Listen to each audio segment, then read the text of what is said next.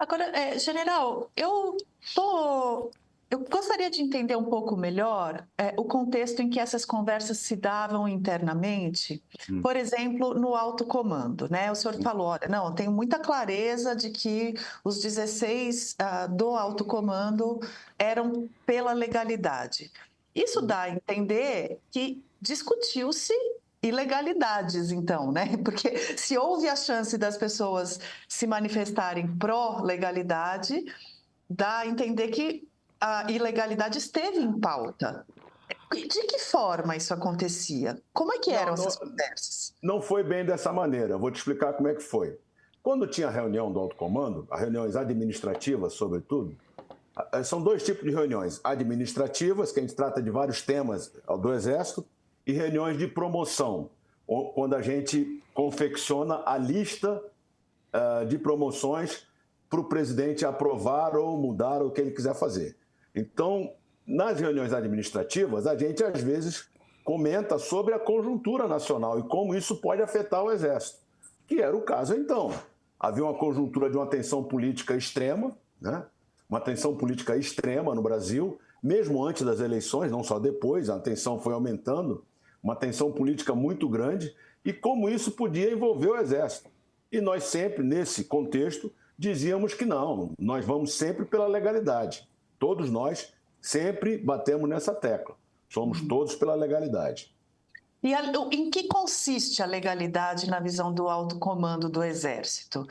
Porque a gente sabe que há esforços de alguns juristas e mesmo do grupo que tentou promover o golpe, de que eles estavam agindo. Parte do grupo dizia que estava agindo com legalidade, porque é papel do Exército, enfim, tem essa visão de que o Exército tem algum papel na proteção da democracia e etc., e que o outro lado havia sido antidemocrático, corrompido as eleições e etc. Como é que o senhor avalia o que é legal para o Exército e para as forças e o alto comando discutia isso? Qual é a visão? Olha, primeiro, essa história, você está se referindo ao poder moderador. O 142. Mas principalmente, sim. Essa história de poder moderador, o último foi Dom Pedro II. De lá para cá, em que pese que houve várias intervenções do Exército na política, até 64 e durante o regime militar,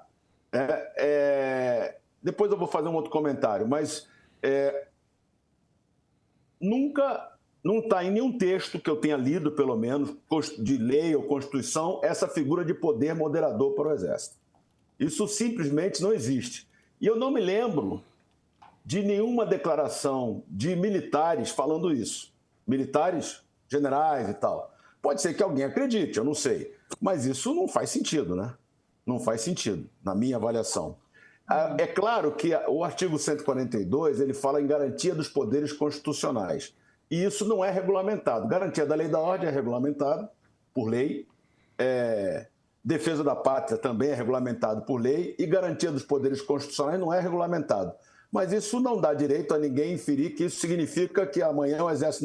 Não está bom, vamos fechar tudo e começar de novo. Não é isso, né? Isso não faz sentido. Não é isso. E nós não achávamos que fosse assim, né? A gente achava, e eu continuo achando, que, na verdade, o que está na lei é o que está na lei. Vai ter alguém declarado vencedor pela Justiça Eleitoral, esse alguém vai tomar posse, essas coisas aí que a gente sabe que é assim. Não tem muito espaço para outro tipo de raciocínio, na minha avaliação. General, o senhor tem toda a razão. Não está regulado exatamente como funciona a garantia dos poderes constitucionais. E por isso mesmo houve um momento de alto risco ali, nesse período de novembro e dezembro. O que aconteceria se aquele 8 de janeiro tivesse ocorrido ainda durante o governo Bolsonaro? Se o prédio do Congresso Nacional, o prédio do Supremo Tribunal Federal ou o prédio do Tribunal Superior Eleitoral tivessem sido invadidos por uma turba de pessoas, daquelas pessoas que... As mesmas pessoas que fizeram a invasão no 8 de janeiro tivessem feito essa invasão no dia 20 de dezembro, no dia 15 de dezembro, e o presidente Jair Bolsonaro não autorizasse o reforço por parte das Forças Armadas na defesa do prédio. Como que o alto comando do Exército agiria se o presidente de outro poder, se o presidente do Supremo ou o presidente do Congresso pedissem reforços das Forças Armadas? Isso é o que se chama impasse institucional, que eu tinha medo, né? Por quê? A lei é clara, diz que para qualquer ação de garantia da lei e da ordem, tem que haver um decreto do presidente. Aí como seria? Eu não sei, teria que ser estudado na hora como é que seria. Nós temos muita preocupação com isso, íamos ter que pedir aconselhamento jurídico, por exemplo, da AGU, dizendo como nós temos que fazer, ou se houvesse uma ordem do ministro, eu não sei o que ia acontecer, graças a Deus não aconteceu, eu não sei o que ia acontecer, mas, voltando para a tecla inicial, nós não iríamos compactuar com nenhum tipo de ação que visasse a impedir que a vontade dos brasileiros, da sua maioria, a maioria muito apertada, mas a maioria, é a regra do jogo, fosse levada em consideração. Para o senhor era claro que uma vez que o TSE havia proclamado eleito o presidente Lula e o vice-presidente Geraldo Alckmin, eles deveriam tomar posse em 1º de janeiro. Eu nunca tive dúvida. Flávia? Nunca. Aliás, quem fez a segurança da posse do presidente Lula foi o Comando Militar do Planalto, General Dutra. Meio Premium Black Friday, por apenas R$ 2,99. R$ 2,99 você experimenta um mês com todos os benefícios e produtos do Meio Premium.